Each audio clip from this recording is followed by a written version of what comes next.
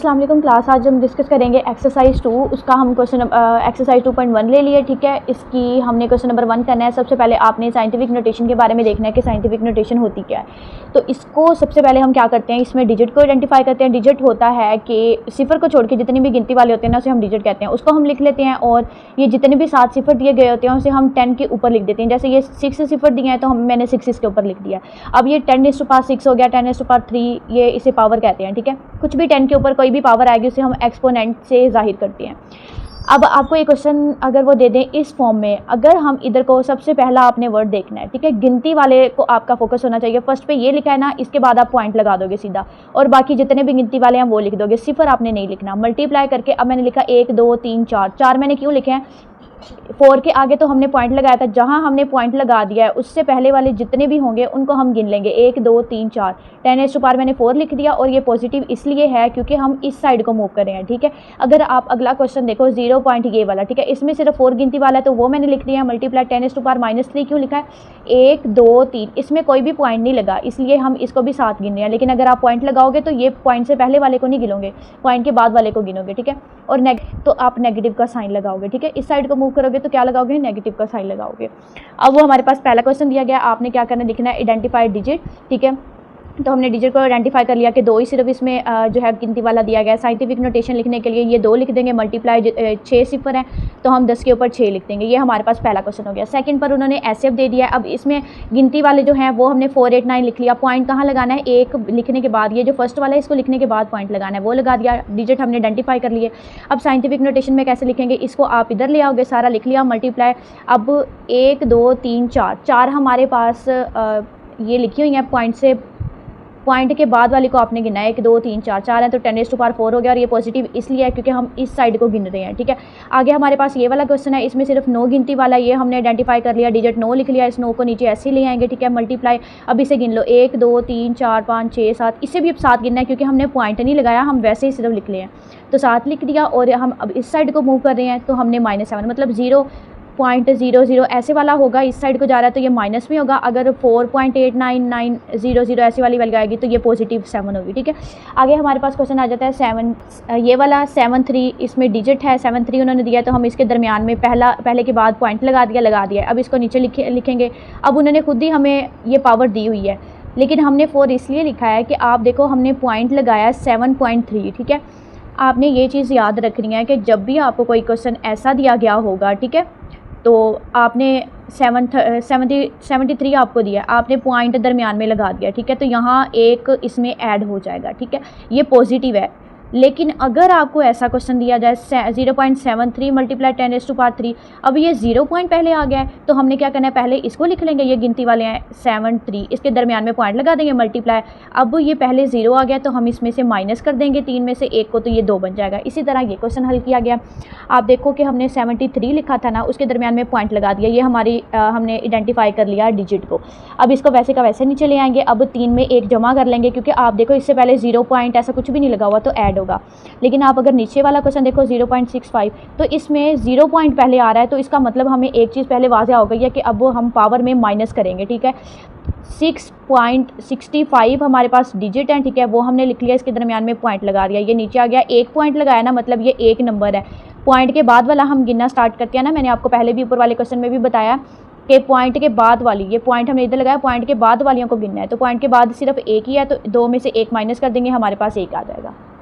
अच्छा, आगे हमारे पास क्वेश्चन नंबर 2 है, जिसमें उन्होंने हमें कहा एक्सप्रेस करें फॉलोइंग नंबर्स को इन ऑर्डिनरी नोटेशन। ऑर्डिनरी का मतलब होता है आम, ठीक है, मतलब आपने सिंपल नोटेशन लिखनी है, सिंपल करके इसको हल कर देना है। अब जैसे हमारे पास क्वेश्चन दिया गया ये वाला, आपने सिंपल क्या करना है कि ये पावर उन्होंने खुद ही लिखकर बताया 1 2, मतलब पॉइंट के बाद हम गिनना स्टार्ट करते हैं ना तो वो पावर पर आ जाता है 1 2 2 लिख दिया। अब आपने सिंपली पॉइंट हटाकर 804 को लिख दिया।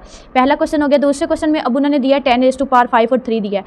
इसका मतलब क्या है कि सिफर 5 दफ़ा आएगा, तो आप 3 के साथ 5 सिफर लगा दोगे, मतलब सिंपल फॉर्म में लिखना है, उसे ऑर्डिनरी नोटेशन कहते हैं, ठीक है। इसी तरह 1.5 मल्टीप्लाई 10⁻⁻² दिया है। माइनस में वाजिया हो गया है कि शुरू पर हमने 0 पॉइंट तो लाजमी लगाना है। ये बात याद रखनी है, जब भी आपको पावर में माइनस दे दें तो आपने सबसे पहले क्या हल करना है, ऑर्डिनरी नोटेशन में 0 पॉइंट लगा देना है, ठीक है। उसके बाद अब 2 दिया है तो पहले आप 1 सिफर लगाओगे, मतलब 1 तो पॉइंट वाला हो गया ना, 1 पॉइंट वाले को गिन लेंगे और 1 ये 1 2 2 बन गए, 2 इसके ऊपर है, जैसे कि मैं आपको यहाँ एक और क्वेश्चन समझा देती हूँ। जैसे यहाँ लिखा हो 14.5 मल्टीप्लाई 10⁻⁻², माइनस आया तो पहले 0 पॉइंट लगा दोगे। अब 2 से मुराद क्या है, 1 मिनट, यहाँ लगा दो 5 से मुराद क्या है, 2 तो ये ऐड हो जाएंगे, पॉइंट से पहले वाले को आपने देखना है, 2 ये ऐड कर लोगे आप, ठीक है। 1 2 3 हम सिफर लगा देते हैं, 1 2 3 4 5, तो ये 5 पूरे हो गए हैं, साथ ये वाला 5 वैसे का वैसे आ जाएगा। आई समझ। जैसे आपने ये क्वेश्चन यही ऐसे सेम क्वेश्चन किया है कि माइनस लगाया था तो हमने 0 पॉइंट लगा दिया। अब उन्होंने कहा है कि 2 लिखें, 2 दफ़ा लिखना है, एक हमने सिफर लगा दिया, एक हमारे पास ये आ गया, 1 2 2 बन गए, ये 5 वैसे का वैसे साथ आ गया। ऐसे ये वाला सवाल हल करते हैं। आगे 1.77 दिया और 10⁻⁷ दिया, ये पॉजिटिव में है तो इसका पॉइंट हट जाएगा, ठीक है। आप इस सब को वैसे का वैसे नीचे लिख दोगे और 1 2 3 4 5 6 7 मुकम्मल हो गए। पॉइंट के बाद वाला हमने देखा ऐसे, मतलब 1.77 मल्टीप्लाई 10⁻⁵, चलो 6 ले लो आप लोग, ठीक है।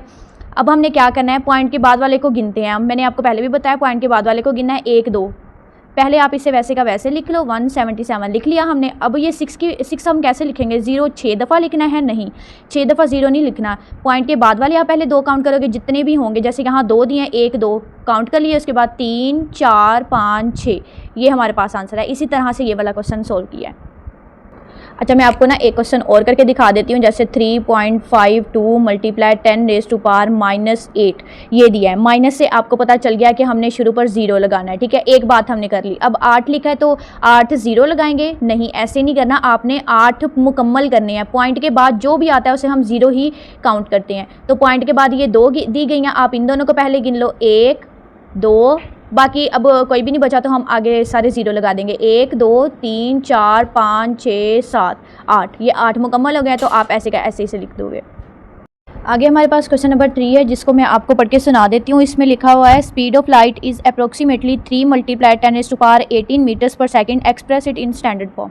ये मैंने वैल्यू लिख लिया है। स्टैंडर्ड फॉर्म अब क्या होती है, स्टैंडर्ड फॉर्म होती है कि ये जो हमें गिनती वाले दिए जाएंगे इसे हम कहते हैं कोफिशिएंट, ठीक है। और इसका मैंने आपको बताया था इसे एक्सपोनेंट कहते हैं। हमने उन दोनों को अलग करके लिख लिया। अब स्टैंडर्ड फॉर्म क्या होती है, स्टैंडर्ड फॉर्म होती है कि ये 3 वैसे का वैसे आ जाएगा, 10 के ऊपर 8 है तो 8 सिफर लगा दोगे। अब आपका ये क्वेश्चन होगा कि इसमें सिंपली हमने 8 सिफर क्यों लगाए हैं, पहले में तो हमने इसको भी ऐड किया था। आप देखो तो ये सिंपल वैसे का वैसे लिखा हुआ है, इसमें कोई भी पॉइंट नहीं लगा हुआ, तो ये तो 3 वैसे का वैसे ही आ गया। बाकी ये बिल्कुल सिंपल क्वेश्चन है, जिसमें पॉइंट लगा होता है उसमें हम उसके बाद वाले को भी गिनते हैं। अगर पॉइंट नहीं लगा तो ये सिंपली वैसे का वैसे आ जाएगा। और 10 के ऊपर 8 है तो ये 8 0 आप लगा दोगे और ये यूनिट का साइन लगा दिया, ठीक है।